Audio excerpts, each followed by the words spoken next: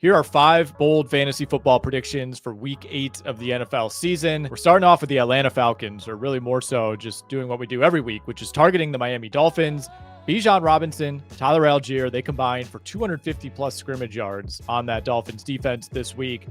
Look, it is what it is. Everybody is running on the Miami Dolphins right now. Their run defense numbers actually improved last week fairly significantly after only allowing Quinshon Judkins to rush for 84 yards, only 3 touchdowns a week ago. Did need 25 carries to get there, so they at least made it difficult.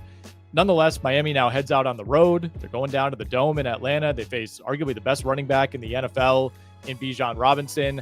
Now, the Niners were able to keep him in check last week, 14 carries, 40 yards, but he went for 170 on the Bills 2 weeks ago, 143 on Minnesota earlier in the season. He's also averaging 65 receiving yards per game. That's 13 yards per reception. He's got a few long ones that have done some of the heavy lifting there, but there's a very good chance that after this game, Robinson will already have eclipsed his receiving yardage total from last season. And beyond Bijan Robinson, you also have Tyler Algier, one of the best secondary backs in the NFL. Even with Robinson playing at an all-pro level, the Falcons still make sure Algier gets his 8, 9, 10 touches every single week. Already has 4 games this season with double-digit carries, so he is a factor in that backfield. We're just going to keep hammering the Miami defense. We'll say the Falcons go high volume on the ground, mix in a few passes to Bijan Robinson. Bijan, Algier combined for 250 plus scrimmage yards in a Falcons home win. Sticking with the running back theme, we're going to Saquon Barkley next. And we're going to say Saquon Barkley gets his first true explosive play of the season. So Eagles got a much needed win over Minnesota last week, but they won that game on defense. They won it with one of the best passing games of Jalen Hurts' career. Some incredible throws down the field to Devontae Smith and AJ Brown to seal that game up. But one of the more underrated fantasy stories, in my opinion, of the season is the Eagles' just complete lack of a dependable running game. Entering this week, Saquon Barkley is your RB14 on the season. On a per-game basis, he's the RB18, coming off of his worst fantasy game of the season against Minnesota, just 5.2 PPR points, no touchdowns, obviously. 18 carries, 44 yards. That's kind of become the default line for Saquon this season. He's averaging just 13.5 PPR points. That's down from 22.2 a year ago. A big reason for that is the complete lack of explosive plays, which really came to define his 2024 season. Thus far, he does not have a single run, 0 of 20 plus yards on the year. Already had 7 of those runs through 7 games in 2024. He does have 11 runs of 10 plus yards, which is fine, but had 17 of those through 7 games a year ago. He had 6 runs of 30 plus yards, 4 of 40 plus, 3 of 50 plus through his first 7 games. So he just hasn't really been the same guy. This week, the Eagles get a rematch against the Giants. Of course, 2 weeks ago, we saw New York embarrass the Eagles in primetime, ended up winning that game by 3 scores. I think we get a little revenge spot here in division for the Eagles, a revenge spot for Saquon Barkley.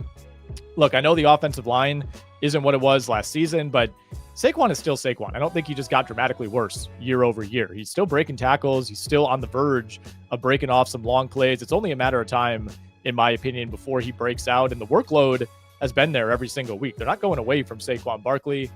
We'll say Barkley has easily his best fantasy game of the season. He rips off not only his first 20-plus yard run of the season, but his first 50-plus yard run on that Giants defense, which is allowing 5.4 yards per carry to running backs, second worst mark in the NFL. Bold prediction number 3, we are going to primetime Sunday Night Football. We got Packers-Steelers on Sunday night. Steelers wearing their weird throwback uniforms. Don't really love that. Nevertheless, this game should be a banger for a number of reasons. Packers right now kind of skating by week to week, really haven't looked impressive since those first 2 games against Detroit and Washington, but I'm still buying stock in this Packers offense, and I'm not sure I'm buying stock in the Pittsburgh defense, especially coming off of what was overall an alarmingly bad game Thursday night against Cincinnati. It's one thing to get carved up by Joe Flacco. That happens. It's happened to almost every team in the NFL at some point. More concerning to me was the fact that for the first time this season, the Cincinnati Bengals were able to run the ball and run the ball extremely effectively on that Steelers defense. Chase Brown had done nothing coming into that game on the year. The Bengals were just 0 threat on the ground. It was 11 carries, 40 yards every single week. All of a sudden, he's running for almost 10 yards per carry on that Pittsburgh defense. And this is a defense that's been vulnerable all season. Jets, the Seahawks, the Pats, the Bengals now have all run on them. The underlying numbers say it's just a below average unit. And it's a unit that's faced a schedule of pretty easy quarterbacks so far. Justin Fields, Sam Darnold, Drake May, Carson Wentz, Dylan Gabriel, Joe Flacco. I think the Green Bay Packers with Jordan Love really test that defense. And really more than anything, this is a spot where Green Bay can lean on Josh Jacobs. Fantasy-wise, you're totally fine with what Jacobs has given you so far. He's the RB7. He's been reliable every single week. But it's also been very touchdown dependent. He's got 8 rushing touchdowns already. 6 of those have come in the last 3 games. He's averaging just 3.7 yards per carry. That's down from 4.4 a year ago. About 10 fewer yards per game, despite a slightly elevated workload relative to last season. I think we get a big night, a heavy workload for Josh Jacobs on Sunday. Make the Steelers stop him. We'll say he goes for 120 plus yards, 2 touchdowns for what will be his 4th straight game now with multiple touchdowns. Bold prediction number 4. Look, I'm going to be honest, I don't love this one, but it is bold predictions after all. Courland Sutton ends the week as a top 5 wide receiver. Broncos home for the Dallas Cowboys this week. So overall, the Broncos passing game, it's left some to be desired. That's for sure. Bo Nix does not seem like he has taken this massive step forward that Sean Payton was talking about the entire offseason. He's got 3 games under 180 yards passing, really only 1 true explosive game. That was Cincy in week 4.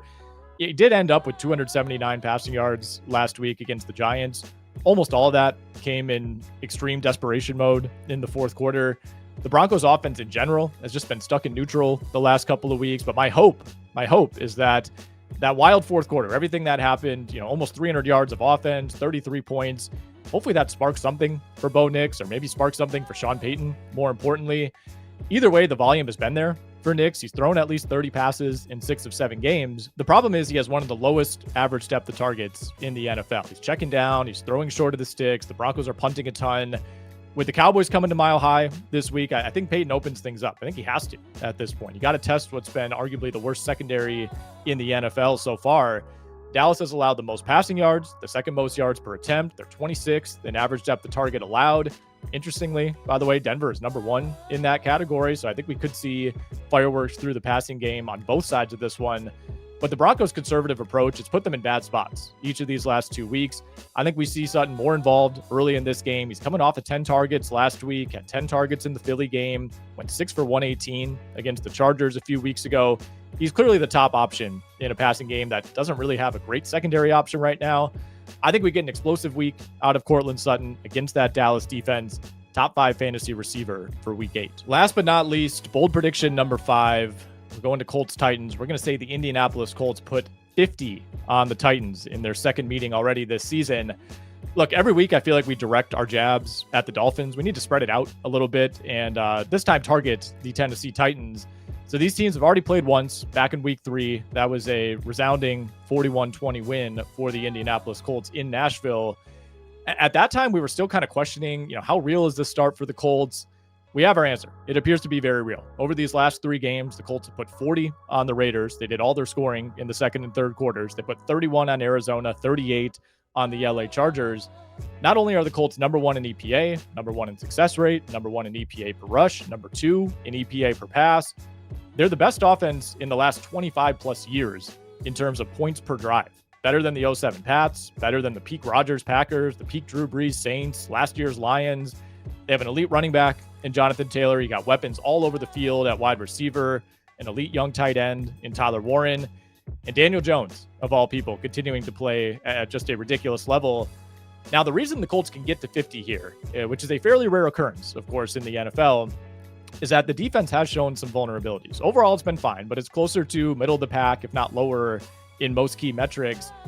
The Titans are the Titans. They might not have Calvin Ridley this week. There's not a whole lot else to worry about on that offense, but I think they can do just enough to keep this game close that the Colts are allowed to score 50 points.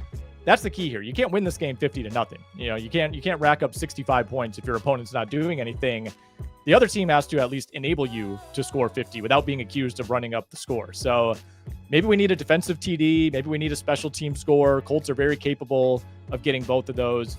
But after putting 41 on the Titans the first time around, we'll say Indy goes 50 plus this week, joining the Detroit Lions as the only team to hit the 50-point mark so far.